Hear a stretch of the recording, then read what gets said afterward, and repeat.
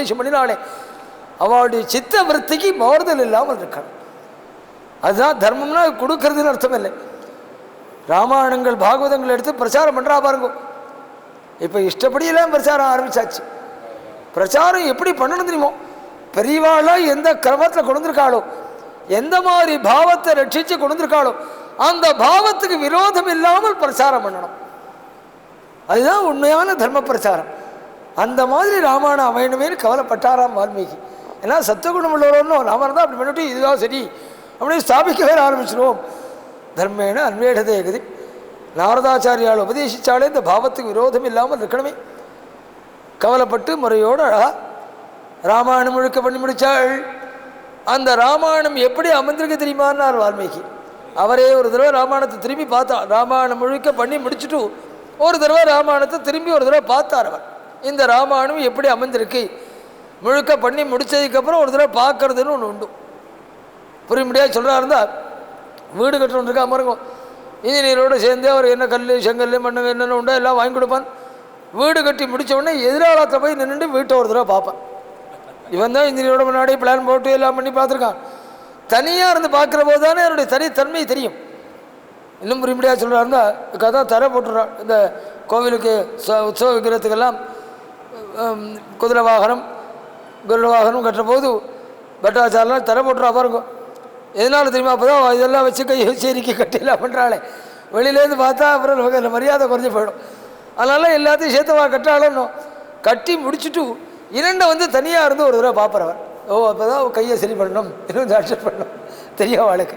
தர போட்டு பண்ணுறதுனால உள்ள இல்லை பண்ணுறாலும் தெரியலையே தவிர அலங்காரம்லாம் பண்ணிட்டு இவர் தான் அலங்காரம் பண்ணுறார். ஆனாலும் தனியாக இருந்து பார்த்தா தான் அவருடைய ராசிக்கும் தெரியும். காமார்த்த குண சம்பன்னம் தர்மார்த்த குண விஸ்திருதம் சமுத்திரமிவ ரத்ராட்யம் சர்வஸ்ருதி மனோஹரம். காமார்த்த குண சம்பன்னம். இதெல்லாம் சாதாரணமாக நம்ம மாதிரி உள்ள ஜனங்களுக்கு முதல் வாக்கியத்தால் சொன்னார் அவர். காமார்த்த குணசம்பன்னம், என்னென்ன வேணும்னு எதிர்பார்க்குறானோ எல்லாத்தையும் கொடுக்கக்கூடிய கிரந்தமாக அமைந்திருக்கே ராமாயணம். பிரார்த்திதாம்ச வரான் சர்வான் பிராப்னுயாதிக ராகவாத்துன்னு பின்னாடி சொல்ல போகிறாள். நீ எதை நினச்சி பாராயணம் பண்ணுறியோ அது வீடு தேடி வரும் அப்படின்னு வால்மீகி பின்னாடி பலஸ்வரி சொல்ல போகிறாள். அது மாதிரி பிள்ளை வேணும், ஐஸ்வர்யம் வேணும், பதவி வேணும், ஆரோக்கியம் வேணும், பலவிதமான எதிர்பார்ப்போடு பாராயணம் பண்ணுறாளே, அனுபவிக்கிறாளே, அவளுக்கு அதை கொடுக்குற மாதிரி அமைந்திருக்காம ராமாயணம். வெறும் ஆசைகளுக்காக மட்டுமே ராமாயணத்தை அனுபவிக்கிறவாளுக்கு அதை பூர்த்தி பண்ணி வைக்க முடியாமல் வந்திருக்கான். காமார்த்த குணசம்பன்னம். ஆனால் ராமாயணம் அப்படி மட்டும்தான் அமைந்திருக்கான். தர்மார்த்த குண விஸ்திருதம். அதுலேருந்து வேத தர்மங்களை தெரிஞ்சுக்கணும் நினைக்கிறாளே, தர்மங்களை தெரிஞ்சுக்கணும் நினைக்கிறாளே, அது மாதிரி உள்ளவளுக்கு பொக்கிஷம் மாதிரி வாரி வாரி வழங்குறதாம் ராமாயணம். வெறும் அது வேணும் இது வேணுங்கிறதுக்காக மட்டும் அனுபவிக்காமல் நாம் தெரிஞ்சிக்க வேண்டிய தர்மங்கள்லாம் தர்மத்துடைய பொக்கிஷம் ராமாயணம். அதனுடைய இருப்பிடம் நினைக்கிறவர்களுக்கு அள்ளி அள்ளி கொடுத்துட்டுருக்காம் ராமாயணம். ஒவ்வொரு தடவையும் ஒவ்வொரு நாளைக்கும் ஒவ்வொரு விதமான தர்மங்கள் அதுலேருந்து கிடைக்கும். பாராயணம் பண்ணி பார்க்குறவாளுக்கு தான் அதை அனுபவிக்க முடியும். தர்மார்த்த குணவிஸ்திருதம். எல்லாத்துக்கும் மேலே சமுத்திரம் இவ ரத்ராட்யம். சமுத்திரம் ரத்னம் கொடுக்குற மாதிரி ராமாயணம் க்ஷேமத்தை கொடுத்துட்டுருக்கு. என்ன அர்த்தம்? 10 பேராக இறங்கி சமுத்திரத்தில் எல்லாரும் மொழி எடுத்து ரத்னங்களில் எடுத்துட்டோம். நாங்கள் எல்லா ரத்னத்தையும் எடுத்துகிட்டு வந்துட்டோம், இனிமேல் சமுத்திரத்தில் ரத்னமே கிடையாதுன்னு ஒருத்தன் சொல்ல முடியுமான்னு? அது ரத்னத்தை விளைவிச்சு கொடுக்கும். அது மாதிரி ராமாயணம் க்ஷேமங்களை விளைவிச்சு கொடுக்குமாம். சமுத்திரம் ரத்ராட்யம் நாளே சமுத்திரம் ரத்னத்தை ஏற்படுத்தி கொடுக்கறது பாருங்க. எத்யத் சங்கல்பிதம் சித்தே சுகரம் பாவி துஷ்கரம் சொன்னார் வால்மீகி. சொல்லும் போது நடக்கக்கூடிய காரியமோ நடக்க முடியாத காரியமோ ராமனை நமஸ்காரம் பண்ணிட்டு ராமாயணம் சிரவணம் பண்ணி பூர்த்தி ஆகிறதுக்குள்ள க்ஷேமம் கிடைக்கும் அப்படி சொன்னாள். அது மாதிரி விளைவிச்சு கொடுக்குமா, உண்டாக்கி கொடுக்குமா. காமார்த்த குணசம்பன்னம் தர்மார்த்த குண விஸ்திருதம் சமுத்திரம் இவ ரத்ராட்யம் சர்வஸ்ருதி மனோஹரம். ராமாயணம் எப்படி சொன்னாலும் இனிமையாக இருக்குமா? சர்வஸ்ருதி 2 அர்த்தம் இருக்கு. எப்படி சொன்னாலும் இனிமையாக இருக்கும். எப்படி சொன்னாலும் இனிமையாக இருக்கும்னா என்ன அர்த்தம்? எங்களை மாதிரி அழகா மேடையில் ஏறி ஸ்லோகத்தை சொல்லி அர்த்தம் சொல்லிட்டு இருக்காளே, அந்த மாதிரி உள்ளவாள் சொன்னாலும் நல்லா இருக்கும். அழகா வீணையை வச்சுட்டு சங்கீத முறையில் சொல்கிறவாள் இருக்காளே, அந்த மாதிரி சொன்னாலும் நல்லா இருக்கும். அதனால தான் ராமாயணம் 2 முறையிலையும் சொல்லப்பட்டதுன்னு ராமாயணத்தையும் சொல்லப்பட்டிருக்கு. வால்மீகி ஸ்லோகமாக எழுதி பிரச்சாரம் பண்ணினாள், குஷலவாள் வீணையில் கானம் பண்ணிட்டு ராமாயணம் சொன்னாள். 2 முறையிலும் சொல்லப்பட்டிருக்கு ராமாயணம். எந்த விதத்தை சொன்னாலும் சாவியமாக இருக்கும். சர்வஸ்ருதி மனோகரம், இது ஒரு அர்த்தம். இன்னொரு அர்த்தம், ஸ்ருதினா வேதத்துக்கு பேர், ஸ்ருதி மனசுனா உபனிஷத்துக்கு பேர். எல்லா உபனிஷத்துடைய சாரமாக அமைந்திருக்காம ராமாயணம். சர்வஸ்ருதி மனோகரம். எத்தனை இடத்துல வேதாந்தங்களை கொண்டு வந்து சேர்த்திருக்காரு தெரியுமா வால்மீகி? வேதாந்தத்தை பார்த்து ராமாயணத்தை பார்க்குறவாளுக்கு தான் தெரியும். இன்னும் அனாயாசமாக கொண்டு போயிருக்காள் வேதாந்தத்தை. வீதமோக நிவாத்தவான் ஒரு 1/4 ஸ்லோகத்தில் சுந்தரகாண்டத்தில் ஆஞ்சநேயன் லங்கையில் போய் இறங்கினான். எல்லா பரபரப்பும் அவனை விட்டு விலகித்து எதை போல தெரியுமா? வீதமோக இவாத்தவான், ஞானத்தை அடைஞ்சவாளை விட்டு எப்படி எல்லா மயக்கமும் போயிடுமோ அது மாதிரி 1/4 ஸ்லோகத்துக்குள்ளே இதுக்கு பக்க கணக்காக வேதாந்தத்துலேருந்து விஸ்தரிக்கணும். அது மாதிரி பல இடங்களில் வேதாந்தத்துடைய திருஷ்டாந்தம் இருக்காள். வேதாந்தமே பல இடத்துல சொல்லப்பட்டிருக்கு. வால்மீகி ராமாயணத்தில் எல்லா வேதாந்தத்துடைய சாரமாக அமைந்திருக்காம ராமாயணம். சர்வஸ்ருதி மனோகரம் அப்படி அமைந்திருக்கிறது ராமாயணத்தை பார்த்தாள். இதை யாருக்கு உபதேசம் பண்ணுறதுன்னு யோசனை பண்ணினாள். அந்த நாளில் புண்ணிய கிரந்தங்கள் வெளியில் வர்றது ரொம்ப சிரமம். சட்டுன்னு மகான்கள் ஒரு கிரந்தத்தை ஏற்றுட மாட்டாள். அரங்கேற்றுறதுங்கிறது ஒரு பெரிய பரிசிரமம். பல வித்வான்கள் ஏற்றுக்கிறதுங்கிறது ஏற்றுண்டாதான் அந்த புஸ்தகம் சமூகத்துக்கு வரும். அதாவது வித்வான்களை பொறுத்தவரை ஏதாவது 2 நல்ல புஸ்தகங்கள் வராமல் இருந்தாலும் பரவாயில்லை, அசத்தனமான புஸ்தகம் வந்துவிடப்படாது அப்படிங்கிறது ரொம்ப எச்சரிக்கையாக இருப்பாள். இப்போ யார் எதை வேணால் எழுதலாம், இஷ்டத்துக்கு எதை வேணால் எழுதலாம். அதுவும் கிறிஸ்துவர்கள் பிரசாரம் பண்ணுற அழகு இருக்கு பாருங்க. நம்ம இந்து மதத்தை தர்மத்தெல்லாம் எடுத்துன்னு விபரீதமாக இஷ்டப்படி அர்த்தங்கள்லாம் எழுதிட்டு கொளரின் இருக்காள் பல பேர். எதை வேணால் யார் வேணால் புஸ்தகங்கள் போடலாம் அப்படி ஆயிடுச்சுப்போம். அந்த நாளில் ஒரு புஸ்தகத்தை சட்டுன்னு மகான்கள் அங்கீகரிச்சிட மாட்டாள். கம்பர் ராமாயணத்தை தொடுத்துட்டு அரங்கேற்றத்துக்கு 6 மாதம் அலைஞ்சிருக்கார். அவர் சரித்ததை படித்தவாள் தெரியும். ஸ்ரீரங்கத்துக்கு போனால் சிதம்பரத்தில் போய் அவள் ஒத்துக்கிறாளான்னு கேட்டுருவான்னு அனுப்பிச்சிடுவாள். சிதம்பரத்துக்கு வந்தால் ஸ்ரீரங்கத்தில் அவள் ஒத்துக்கிறாளான்னு கேட்டுக்கோன்னு அவள் திருப்பி அனுப்பிச்சிடுவாள். எங்கேயும் அங்கேயுமா 6 மாதம் அலைஞ்சிருக்கார் அவர். அவள் இன்னும் சொல்ல போனால் அவர் அரங்கேற்றுறதே ரொம்ப அழகு. இப்படியே இருந்துன்றா எல்லாரும் ஒரு நாளைக்கு ஏதாவது தேதி கொடுப்பாள். எல்லோரும் வந்து அத்தனை பேர் வர விட்டு நாங்கள் அங்கீகரிக்கோம்பாள். தேதி கொடுக்குற அன்றைக்கி யாராவது 4 பேர் தான் வருவாள். நல்ல காரியத்தை எவ்வளோ பேர் வரப்போகிறாள்? 4 பேர் தான் வருவாள். இன்றைக்கி ஒத்துருவே வரல. இன்னொரு நாள் இப்படியே போயிட்டு இருந்தது. அவர் அலன்னு அலைஞ்சிருந்தாள் கம்பர் ராமாயணத்தை அரங்கேற்றுறதுக்கு. ஒரு ஆற்று என்னாச்சு, குழந்தைக்கு பாம்பு கடிச்சிடுச்சு. குழந்தை பாம்பு கடிச்சு அந்த குழந்தை சரீரத்தை விட்டுடுத்து. அதனால் அந்த துக்கத்தில் எல்லோரும் கூடியிருந்தாள். அந்த இடத்துக்கு இவர் வந்தார். இவர் தான் தெரியுமே, இதில் அலைஞ்ச 6 மாதம் அலைஞ்சிருக்கிறனால நீர் இங்கெங்கன்னு வந்திருந்தார். நான் இங்கே வேணா ராமாயணத்தை அரங்கேற்றுட்டுமானார் அவர். இங்கே வந்து அரங்கேற்றுறீங்கிற ஒரே நாள் அவர் சொன்னால் நீங்கள் தான் நல்ல காரியம்னா சேர மாட்டேங்கிறேன், இது மாதிரி காரியத்தானே சேர்றேன், நான் இங்கே அரங்கேற்றுலாமான்னார் அவர். அதுக்குள்ளே ஒரு பேசுனா சீர ஆரம்பித்தான்.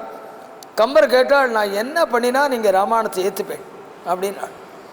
அதுக்குள்ளே ஒரு பேசணும், இந்த குழந்தைய நீங்கள் உஜ்ஜீவிக்க முடியாது அப்படின்னு எல்லாம் ஜீவனை கொடுத்து எழுந்திருக்க முடியாது அப்படின்னா உங்கள் ராமாயணத்தை ஏற்றுக்கிறோம் அப்படின்னா பேஷா பண்ணுறேனேனாரோ. அதுக்குள்ளே ஒரு பையன் இதெல்லாம் நடக்கிற காரியமாடானோ. அதுக்குள்ளே ஒருத்தருந்துனா எழுந்துடாதானடா ஏற்றுக்க போகிறோம், பரிசோதிச்சா பார்ப்போமேனாலும் 4 பேர் இருக்கிறப்போ 4 வாதம் கிடமே. சரி, நாகபாஷி விமோசனம் அந்த பகுதி எடுத்து பாராயணம் பண்ண. இன்றைக்கும் அந்த பகுதி சேஷம் கொடுத்துன்னு இருக்கு. கம்பராமாயணத்தை ஆகட்டும் வால்மீகி ராமாயணத்தை ஆகட்டும் 5 சர்க்கம் அது ஒரு வால்மீகி ராமாயணத்தில். இந்திரஜித்து வந்து நாகபாஷம் போட்டு கருட பகவான் வந்து விடுவிக்கிற சரித்திரம் 5 சர்க்கத்தை சொல்லியிருக்கார் வால்மீகி. அந்த நாகபாஷி விமோசனத்தை எடுத்து பாராயணம் பண்ணினாள். குழந்தை பரம ஆரோக்கியத்தோடு இருந்துவிட்டான். அதுக்கப்புறம் அவளை பேரும் பூரிச்சு போய் ஸ்ரீரங்கத்தை லெட்டர் கொடுத்து ஸ்ரீரங்கத்தில் நிருசிம்மனுடைய சன்னதியில் அரங்கேறித்து. அதனால்தான் ராமாயணத்தில் நிருசிம்மாவதாரத்தை சம்மந்தப்படுத்தியிருக்கார். விபீஷண சரணாகதின் போது நிருசிம்மாவதாரத்தை பற்றி ஒரு 10 பாடல் பாடிருக்கார். ராமாயணத்தில் நிருசிம்மாவதாரம் அவசியமில்லை, நிருசிம்ம சன்னதியில் அரங்கேறினால நிருசிம்மத்தை பற்றி ஒரு 10 பாடல் ராமாயணத்தில் எழுதியிருக்கார் விபீஷண சரணாகதின் போது. எதற்காக சொல்லினா 6 மாதம் அலைஞ்சிருக்கார் அவர் தன் புஸ்தகத்தை அரங்கேற்றுறதுக்கு. அந்த நாளில் ஒரு புஸ்தகத்தை அரங்கேற்றுறதுங்கிறது ரொம்ப பரிசுமான ஒரு விஷயம். இதை எங்கே அரங்கேற்றுறதுன்னு யோசனை பண்ணியிருந்தார் வால்மீகி. அப்படி யோசனை பண்ணிட்டு இருக்கிற போது ராமன் கிட்டேருந்து ஒரு லெட்டர் வந்தது. அவருடைய ராமனுடைய தூதாள் குதிரையில் வந்து கொடுத்துட்டு போனாள் வால்மீகிட்ட. அதில் என்ன எழுதியிருந்தது, நான் சொர்ணமயமான சீதையை வச்சுட்டு அஸ்வமேத யாகம் பண்ண போகிறேன், நீங்கள் அந்த யாகத்துக்கு வந்து கலந்துக்கணும், சிஷ்யாளோடு வந்து கலந்துக்கணும்னு அது லெட்டரில் இருந்தது. அதை பார்த்த உடனே வால்மீகிக்கு தோணித்து நல்ல கட்டம் இது. ஏன்னா ராமன் பொதுவாகவே யாகங்கள்னால் எல்லாரும் சேருவாள், அல்லே அஸ்வமேத யாகம்னா எல்லா யாகத்துக்கும் மேல்பட்ட யாகம் எல்லாரும் சேருவாள். அதிலே ராமன் யாகம் பண்ணுறான்னு சொன்னான். ஆத்மனாத்வானம் நாள் தன்னைத்தானே யாகத்தால் ஆராதிச்சுனான்கிறார் சுகாச்சாரியால் பாகவத் சொல்ல போது. யாகத்தில் உபாசிக்கப்படுற தெய்வமே அவனே யாகம் பண்ணினான்னு சொன்னான். யஜ்ஞேன யஜ்ஞமயஜந்த தேவா, அதே தான் ஆத்மனாத்வானம் சொன்னார் சுகாச்சாரியால் சொல்ல போது. யஜ்ஞேன யஜ்ஞமயஜந்த, அவனே யஜ்ஞத்துடைய உருவனாக இருக்கான். அந்த யஜ்ஞத்தால் யாரை ஆராதிக்கிறாளோ யஜ்ஞ புருஷனையும் ஆராதிக்கிறாள். அது மாதிரி ராமன் அஸ்வமேத யாகம் பண்ணுறேன்னு பத்திரிக்கை அனுப்பிச்சான். வால்மீகிக்கு என்ன தோணுது, அஸ்வமேதம்ங்கிறாள், கட்டாயம் பெரிய சதஸ்ஸு கூடி இருக்கும், எல்லா மனுஷனும் வந்திருப்பாள், அங்கே போய் ராமாயணத்தை அரங்கேற்றுள்ளான்னு நினச்சாள். அதுக்கு முன்னாடி யாருக்காவது உபதேசம் பண்ணணுமே, யார் மூலமாக தான் அரங்கேற்றணும், யாருக்கு உபதேசம் பண்ணுறது இதேன்னு யோசனை பண்ணினாள். உபதேசம் பண்ணிக்கிறதுக்கும் கொடுக்கறதுக்கும் தகுதி வேணுமே, யார்கிட்ட கொடுக்கறதுன்னு யோசனை பண்ணுற போது அக்ரஹீதம் ததப்பாதௌ முனிவேஷௌ குஷீலவௌ. குஷலவாள் வால்மீகி ஆசிரமத்தில் இருந்த புண்ணிய புருஷர் குழந்தைகள். வால்மீகி ஆசிரமத்தில் அவங்க சீதை வளர்ந்து வந்தாள். உத்தரகாண்டம் சொல்லி தான் சொல்லணும் ராமாயணம், உத்தரகாண்டம் சொல்லி தான் ராமாயணம் ஆரம்பிக்கணும். சீதை எதற்காக விட்டாள் என்னங்கிறத முடிஞ்சுனா எடுத்துக்கிறேன். அந்த இடத்துல அந்த ஆசிரமத்தில் இருந்துட்டாவா. அந்த 2 குழந்தைகளை வந்து வால்மீகியுடைய சரணத்தை தொட்டு நமஸ்காரம் பண்ணினாள். இந்த நாளில் வழக்கம் அது. குடும்பங்களில் கால வேளையில் அனுஷ்டானங்களாக சந்தியாதி அனுஷ்டானம் முடிஞ்ச உடனே ஆற்றில் இருக்கிற பெரியவாளெல்லாம் நமஸ்காரம் பண்ணுவாள். அது அந்த நாள் சம்பிரதாயம். ஸ்திரீகள் சாயந்திர வேளையில் வழக்கேற்றின உடனே ஆற்றில் இருக்கிற பெரியவாளெல்லாம் நமஸ்காரம் பண்ணுற வழக்கம். புருஷால் அனுஷ்டானம் பண்ணி முடிஞ்ச உடனே நமஸ்காரம் பண்ணுற வழக்கம். அந்த மாதிரி முறையில் ஆனால் அனுஷ்டானம் முடிஞ்சு வால்மீகியை வந்து நமஸ்காரம் பண்ணினாள் குழந்தைகள்லாம். வால்மீகி ஆசிரமத்தில் வளர்ந்துன்னு வந்தாள் குஷலவாள். உத்தரகாண்டத்தில் உள்ள ஒரு பெரிய சரித்திரம் அது. உத்தரகாண்டத்தில் ராமன் அந்த காலத்துக்கு ஏற்ற மாதிரி வாக்கு வரும், அதையும் வச்சுங்கோ. பட்டாபிஷேகமாகி ராமன் பிரகாசிக்கிற போது ஒரு நாளைக்கு சீதை சொன்னாலாம், தண்டகையில் இருக்கிற ரிஷிகளெல்லாம் நாம் போய் பார்த்தோம், வெறும்னா கையில் ஒன்றும் இல்லாமல் போய் பார்த்துட்டு வந்துட்டோம், மறுபடியும் ஒரு தடவை போய் பார்த்து அவனுக்கெல்லாம் ஏதாவது கை நிறையா கொடுத்து தானம் பண்ணிட்டு வந்தால் தேவலை அப்படின்னு தோன்றதுன்னு சொல்லி வச்சுருந்தாலாம். அதுக்கேற்ற மாதிரி அமைஞ்சுன்னு வச்சுக்கோனே. அப்படி இருந்தபோதும் ராஜாக்கள் என்ன பண்ணுவாள், சாராளை விட்டு தூதாளை விட்டு அங்கங்கே விசாரிக்க சொல்வாள். விசாரிக்க சொல்கிற போது ஒரே ஒரு தூதன் வந்து இது மாதிரி ராஜாங்கத்தில் பற்றி எல்லாரும் பெருமையாகவே சொல்லிட்டு போயிட்டாள். ஒரே ஒரு தூதன் வந்து ஒரு தேவத்தர் ஒரு குறை சொல்கிறாள், அதை சொல்கிறதுக்கு தயக்கமாக இருக்குன்னு நான், எதுவாக இருந்தாலும் சொல்லுவேன் நான். அப்படி சொல்லின்னு இருக்கிற போது சீதை இருந்தாள். அதான் அதிசயமான ஒரு விஷயம். அம்மா இருக்கிற போது சொல்லக்கூடாதுங்கன்னு சொன்னான் அவன். அவள் தூங்கின்னு இருக்காள், பரவாயில்லை சொல்லுன்னு சொன்னான். ராமனுடைய தொடையில் தலை வச்சு தூங்கின்னு இருக்காள் சீதை. அந்த கட்டத்தில் அந்த சரித்திரம் சொன்னான் அவன். தூங்கின்னு இருந்ததுனால அவளுக்கு காதில் வரல, காதில் வந்து அங்கேயே பிராணம் போயிருக்கும் அவளுக்கு. இது மாதிரி மேலே வீதியில் ஒரு வண்ணான், அவனுடைய பத்னி எங்கேயோ ஓடி போயிட்டாள். அவனால் தொழில் நடத்த முடியலை. அந்த தொழிலுக்கெல்லாம் இன்னொருத்தர் 2 தலைப்பை இழுத்து பிடிச்சி போட்டு எடுக்கிறதுக்கெல்லாம் இன்னொருத்தர் வேணுமே. தொழிலெலாம் முடங்க ஆரம்பிச்சது. அவனுடைய உறவுக்காரில் பல இடத்துல தேடி எங்கேயோ போயிருந்த அந்த பத்னியை ஸ்ரீயை எழுத்துன்னு வந்து கொடுத்துட மாட்டான்னு சொன்னான். அவன் சொன்னான்னு சொல்லிக்கா ஓடி போனவள் 10 நாள் எங்கேயோ திங்கிட்டு வந்துடுவள் மாதக்கணக்காக. நான் உள்ளே விட மாட்டேன்னான்னு கொஞ்சம் வாத பிரதிவாதம் வந்தது. சேர்த்துக்கோடா பரவாயில்லைன்னா மாட்டேன்னான்னு வாத பிரதிவாதம் வந்தது. அதுக்குள்ளே ஒரு பையனா என்னடா பெருசாக பீத்திக்கிறேன், 10 மாதம் லங்கையில் இருந்துட்டு வந்த சீதையே ராமன் சேர்த்துன்னு இருக்கான், இன்னும் 1 மாதம் வெளியில் இருந்துட்டு வந்தால் சேர்த்துக்கப்படாதாடான்னு சொன்னானான். இப்படி சொல்கிறாள் காதில், இப்படி சொல்கிறாள் அந்த வந்து சொல்லிட்டு போனான். ஓ, ராமனுடைய மனசில் தூக்கியாரி போட்டு லோகத்தில் இப்படி ஒரு அபவாதம் இருக்கா அப்படின்னா சீதையை நம்ம விட்டு பிரிச்சுடும் தீர்மானம் பண்ணினான். சீதையை கொஞ்சம் நாளைக்கு கழிச்சு தூங்கி எழுந்தின உடனே அம்மா நீ போய் அலங்காரம் பண்ணிக்கோ, நீ தண்டகைக்கு போகணும்னு ஆசைப்பட்டியே, இன்றைக்கே உன்னை அனுப்பிச்சி வைக்கிறேன். இல்லை அனுப்பிச்சி வைக்கிறேன், அழகாக பாருங்களே, இன்றைக்கே அனுப்பிச்சி வைக்கிறேன் நான் சுவாமி. அவள் அண்ணன் போனவளோ இல்லையோ, ராமானந்தர் சொல்ல போது ஒவ்வொருத்தரையாக கூப்பிட்டான். முதல்ல சுவாமி சத்ருகுனனை கூப்பிட்டாள், இது மாதிரி சீதையை கொண்டே பரித்தியாகம் பண்ணிட்டு வந்துடணும்னு. சத்ருகுனன் சொன்னானா, இந்த மாதிரி ஏதாவது தத்துவத்தில் என்னை உபயோகப்படுத்துவேன்னு சந்தேகப்பட்டு தான் நான் உங்கள் கிட்டேயே வருதில்லை, எனக்கு பரதன் இருக்கான்னு போருன்ட்டு போயிட்டானாம். பரதனை கூப்பிட்டு கேட்டாள். அவன் சொன்னான், மன்னிக்கு துரோகம் பண்ணி அண்ணாவுடைய ஆசீர்வாதமா, நீங்கள் ஆசீர்வாதம் பண்ணி கொடுத்த பாதுகை பூஜையில் இருக்குது, எனக்கு அதே போகிறோம், நீங்கள் வேண்டாம்ட்டு போயிட்டான். அவன் சுவாமிக்கு தூக்கியாரி போட்டுது. ரெண்டாவது 2 பிராதாக்களையும் கீழ்ச்சக்கோடு தாண்டாதவாள், அவளே சொன்னதை கேட்கலை. லட்சணம் மாட்டேன்னு விட்டான்னா என்ன பண்ணுறதுன்னு புரியலேன்னு கவலை வந்தான். லட்சணன் கொஞ்சம் படபடப்புள்ளவன், படபடப்புள்ளவாட்ட வார்த்தை வாங்கிவிடலாம், அது ரொம்ப சுலபமான ஒரு விஷயம். சுவாமி என்ன பண்ணாலும் கொஞ்சம் லட்சணங்கிட்ட அப்படியே பேச்சு கொடுத்து ஒரு வார்த்தையை வாங்கிட்டாள். லட்சணான் நாள், உங்கள் அம்மா ஒன்று சொல்லியிருக்காள்டா, உனக்கு நினைவிருக்கா நாள், பேஷா நினைவிருக்கேன் நான். அவன் என்ன சொல்லியிருக்காள் தெரியுமா நாள், நீங்கள் எதை சொன்னாலும் கேட்கறதுக்காக அப்படி ஆசீர்வாதம் பண்ணால் அனுப்பிச்சிருக்காள் காட்டுக்கு. பின்னாடி சொல்ல போகிறேன் இந்த சரித்திரம். நீங்கள் எதை சொன்னாலும் கேட்கணும், அதற்காகத்தான் என்னை இப்போ குழந்தையா இருந்திருக்கேன்னு அம்மாவே சொல்லியிருக்காள் நாள். அதுபடி நடந்து போயாடா சித்தந்தானா நாள், உங்கள் மேலே ஆணை பிடிக்க சொல்கிறேன்னு உங்கள் நஷ்டமாக நடந்து போயிடலாம். இந்த வார்த்தையை வாங்கிட்டு அதுக்கப்புறம் இது மாதிரி விஷயம் சீதையை பரித்தியாகம் பண்ணணும் நாளாம். அப்படி இடி விழுந்தா மாதிரி இருந்தது லட்சணுக்கு. ராமானந்தர் சொல்ல போது சொன்னாள், என் அண்ணான் நாள், நான் இன்னொரு தடவை ஆணை பிடிக்க சொல்கிறேன், இனிமே உமக்கு தம்பியாக பிறக்கிறது இல்லையே நான் சுவாமி. லட்சணம், உமக்கு தம்பியாக பிறந்து பட்ட பாடு போறங்கணும். காட்டில் சீதையை மான தேடின்னு போயிட்டான். சீதையை லட்சணம் வரட்டு வரட்டி அமைச்சிட்டாள். அவள் 1000 சொல்லியிருப்பாள், நீ வந்து தப்புங்கிறான் சுவாமி. அதே மாதிரி லங்கை நெருப்பில் இறங்குறேன்னு உடனே என்ன நெருப்பு மூட்டுங்கிறீன். மாத்ரு துரோகமயே கர்மணிமூ பிராத்ரா நியுக்தோஸ்மியது. அம்மாவுக்கு துரோகம் பண்ணுற விஷயத்தில் நான் தான் கிடைச்சேன்னா இனிமே உமக்கு தம்பியாக பிறக்க மாட்டேன் நானாம். அதனால தான் அடுத்த ஜென்மாவில் அண்ணாவா பண்ணி கைங்கரியம் பண்ணான்னு சொன்னால் சுகாச்சாரியால் சொல்ல போகுது. சுவாமி சொன்னால் கொண்டு இறக்கிட்டு வர்ற வரை அவள்கிட்ட விஷயத்தை சொல்லப்படாது, கடைசியில் சொல்லிட்டு வரணும்னு.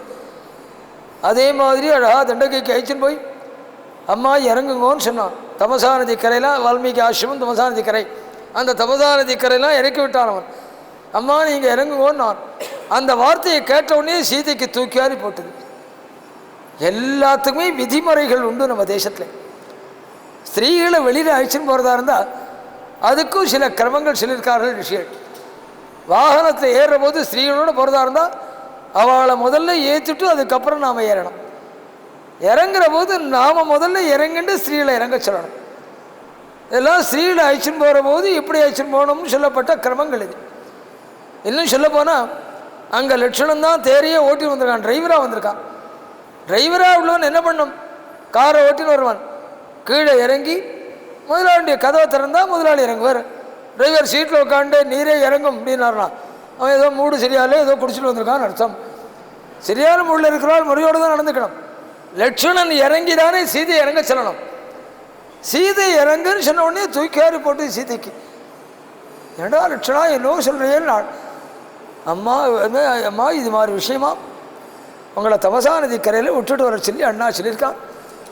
தேரை திருப்பி வச்சுன்னு சொன்னான் லட்சணன். கிளம்புறதுக்கு ஜாக்கிரதையாக வச்சுட்டு காரை ஸ்டார்ட் பண்ணி வச்சுன்னு பேசுவாளே சில பேர். அது மாதிரி உடனே சீதை என்ன பண்ண ஓடி வந்து ஏற்றா போல் தேரை மறைச்சுட்டாள்.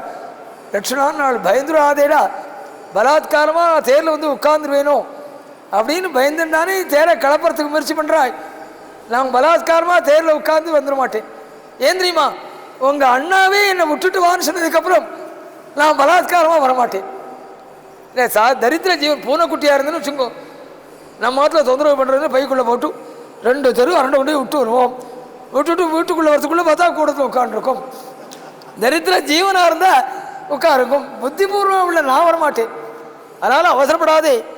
நான் உங்கள் அண்ணாவுக்கு அண்ணா பரித்தியாகம் பண்ண சொல்லலாம் தானே சொல்கிறேன். உங்கள் அண்ணாவுக்கு நான் சில சமாதானம் சொல்கிறேன்.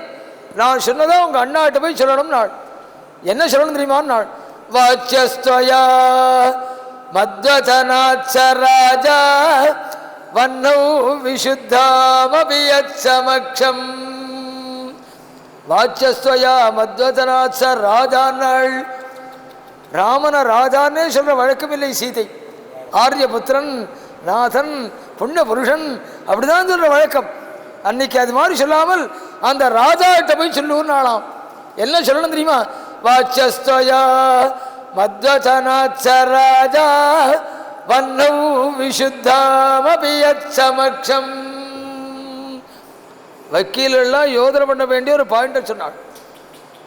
கண்ணால் அது இது மாதிரி லங்கையில் ஒரு தடவை கூத்தடிச்சு நான் அக்னியில் இறங்கி கண்ணால் தான் பார்த்தது நேரடியாக பார்த்ததை நம்பாமல் யாரோ சொன்னான்னு கேட்டுன்னு வந்து யாரோ சொன்னதை வச்சுன்னு ஒரு ஜட்ஜ்மெண்ட் பண்ணானே.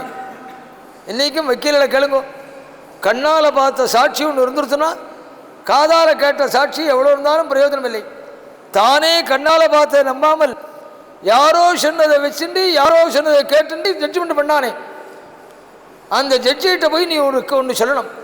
என்ன சொல்லணும் தெரியுமா? மன்னௌ விசுத்தாமபியத் சமக்ஷம் மாம் லோகவாத ஷவணாதார்ஷி ஸ்ருதஸ்ய கிம்பா சதிருஷம் குலஸ்யா. எக்ஸ்பார்ட்டிங்கிறாளே, என்ன ஒரு வார்த்தையோடு விசாரிக்காமல் இப்படி ஒரு ஜட்ஜ்மெண்ட் பண்ணானே, அந்த ஜட்ஜிகிட்ட போய் சொல்லும். என்ன சொல்லணும் தெரியுமா? இப்படி ஒரு ஜட்ஜ்மெண்ட் பண்ணிரே, இது மனுவம்சம் மனுவம்சம் தர்மசாஸ்திரம் எடுத்து கொடுத்த வம்சம்னு தலையில் வச்சுன்னு கொண்டாடுறாளே, அந்த வம்சத்தில் பிறந்ததுக்கு அழகா அல்லது வசிஷ்ட தர்மசாஸ்திரம் வாசிச்சிரே அதுக்கு அழகான்னு நான் கேட்டேன்னு கேள்வி சொன்னாள். இது இந்த புத்தி எங்கே இருந்து வந்தது? ஸ்ருதஸ்ய கிம்பா சதிருஷம் குலஸ்யா, இது எதுக்கு அழகுன்னு கேட்டேன்னு கேளுன்னாள். அடுத்த ஸ்லோகம், உத்தம பத்னி இல்லையா, பர்த்தாவுடைய மனசை கொஞ்சம் தாக்குற மாதிரி பேசிட்டோம்னு உடனே அடுத்த ஸ்லோகம் நேர் எதிரடியாக கீழே இறங்கி வந்துட்டாள். லட்சுமணாள், உங்கள் அண்ணாவை குத்தஞ்சலி பிரயோஜனம் இல்லையடா. ஏன் தெரியுமா? அவனை ஆராதிக்கிறவாள் கூட இந்த மாதிரி குணங்கள் எண்ணங்கள் வராது. உங்கள் அண்ணா பரம பவித்திரமானவன், அவன் எப்பேற்பட்டவன் தெரியுமா? கல்யாண புத்தே ரதவா தவாயம் லகாமச்சாரோ மயி சங்கனியா. கல்யாண புத்தே, மங்களமான புத்தி உள்ளவன், இந்த மாதிரி எண்ணம் வரக்கூடியவன் இல்லை. ஆனாலும் எங்கிட்ட வந்திருக்க இந்த எண்ணம், அதுக்கு என்ன தெரியுமா காரணம்? உங்க அண்ணா ராமனோ யாரோ ஒரு தூதன் வந்து கேட்டு வந்தான்னு சொன்னானே, அந்த தூதனோ அல்லது யாரோ ஒரு வண்ணான் சொன்னானே, அந்த வண்ணானோ அவள்லாம் காரணம் இல்லை. மமைவ ஜன்மாந்தரபாத காலம் விபாக விஸ்பூர்ஜதுர பிரசஹ்யா. நான் போன ஜென்மாந்தரத்திலே எத்தனையோ சுமங்கலியில் கண்ணால் திரவணம் முடியா பண்ணியிருக்கணும், பல தம்பதிகளை பிரித்து வச்சிருக்கணும், பல நல்ல குடும்பத்தில் துரோகம் பண்ணிருக்கணும்டா. அதெல்லாம் இந்த ஜென்மாவில் என் தலையில் இடி மாறி வந்து விழுறா. மமைவ ஜன்மாந்தரபாத காலம் விபாக விஸ்பூர்ஜதுன்னு இடின்னு அர்த்தம். விபாக விஸ்பூர்ஜதுர பிரசஹ்யா. என்னால் தாங்க முடியலே நாள் லட்சுமணான் நாள். இந்த வார்த்தை காதில் விழுந்தீங்கன்னா உத்தம ஸ்திரீ என்ன பண்ணணும்? சரீரத்தை விட்டுடணும், அதானே பண்ணணும். ஆனால் அவங்க அண்ணாட்ட போய் சொல்லு, நான் சரீரத்தை விட போகிறதில்லை, உயிரோடு தான் இருக்க போகிறேன்னு உங்கள் அண்ணாட்ட போய் சொல்லு. ஏன் தெரியுமா? சூரிய வம்சத்தை வழங்கக்கூடிய குழந்தைகள் 2 என் கர்ப்பத்தில் இருக்கு. என்னால் சூரிய வம்சம் நின்றுடுத்துன்னு வரப்படாது, அதனால ஜீவனோடு தான் இருக்க போகிறேன்னு உங்கள் அண்ணாட்டு சொல்லு. ஆனால் உயிரோடு இருக்க போகிறேன்னா எப்படி இருக்க போகிறேன்னு தெரியுமா? வேளா டிஃபன் பண்ணிட்டு காஃபி சாப்பிட்டுட்டு டிவி பார்த்துட்டு அப்படி இருக்க போகிறதில்லை. எப்படி இருக்க போகிறேன்னு தெரியுமா? சாஹம் தபசூரிய நிவிஷ்ட திருஷ்டி ஊர்தம் பிரசூதேஸ்வரிதம் யதிஷ்யே. பஞ்சாக்னி மத்தியில் தபசு பண்ண போகிறேன். 4 பக்கத்தையும் நெருப்பை வச்சுட்டு சூரியனை கண்ணால் பார்த்துன்னு தபஸ் பண்ணினா பஞ்சாக்னி மத்தியில் தபஸ்ன்னு பேர். சாஹம் தபஸ் சூரிய நிவிஷ்ட திருஷ்டி ஊர்தம் பிரசூதேஸ்வரிதம் யதிஷ்யே. பஞ்சாக்னி மத்தியில் தபஸ் பண்ண போகிறேன்டா. ஒருவேளை அந்த தபஸுக்கு பகவான் திருப்தி அடைஞ்சி நேர வந்து என்ன வரன் வேணும் கேட்டால், வைகுண்டம் வேணும்னோ, கைலாசம் வேணும்னோ, மறுஜன்மா இல்லாமல் இருக்கணும்னோ, இதெல்லாம் கேட்க போகிறதில்லை. நான் பின்ன என்ன கேட்க போகிறேன் தெரியுமா? பூயோ யதா மே ஜனனாந்தரேபி त्वमेव भर्ता. அடுத்த ஜென்மாவிலையும் என்ன பகவான் ஒரு ஸ்திரீயாவே படைக்கணும். அடுத்த ஜென்மாவிலே நான் ஒரு ஸ்திரீயாவே பிறக்கணும். பிறந்து என் புண்ணிய புருஷனான ராமனையே பர்த்தாவா அடையணும் அப்படின்னு கேட்க போறேன். ஆனால் அப்படி கேட்கிற போது இன்னொன்னையும் சேர்த்து கேட்க போறேன். என்ன தெரியுமா, நாள் அடுத்த ஜென்மாவிலே பகவான் என்ன ஒரு பொண்ணா பிறக்க முடியா பண்ணணும். பிறந்து என் புண்ணிய புருஷனானே ராமனையே பர்த்தாவா அடைய முடியா பண்ணணும். பண்ணி ஒரு வினாடி கூட அவனை விட்டு பிரியாமல் இருக்க முடியா பண்ணணும்னு அதையும் சேர்த்து கேட்க போறேன்டா. அப்ரயோகா. அடுத்த இந்த பிரிவுன்னு இருந்தா இந்த ஒரு ஜென்மாவோட முடிஞ்சிடணும்டா. அடுத்த ஜென்மாவிலேயாவது என் பிரபு ராமனை பர்த்தாவை அடைஞ்சி அவனோட குடும்பம் நடத்தி ஒரு வினாடி கூட அவனை விட்டு பிரியாமல் கூட இருக்க முடியா பகவான் என்ன பண்ணணும்டான் நாள். லட்சணான் நாள் 14 வருஷ காலம் முழங்காலுக்கு மேலே பார்க்காமல் இருந்தான்னு சொல்லப்பட்டிருக்கு ராமாயணத்தில். அந்த லட்சணன் அதட்டி தலையை நிமிந்து பாடுறான் நாள். என்னோ மன்னி சொல்லுவாளையும் தலையை நிமிந்து பார்த்தாள். தான் கர்ப்பங்கிறத தொட்டு காட்டி லட்சணான் நாள் இப்பவே நான் கர்ப்பங்கிறத பார்த்துட்டு போயிடுறா. நிரீக்ஷே நான் கர்ப்பங்கிறத நன்னா பார்த்துட்டு போயிடு.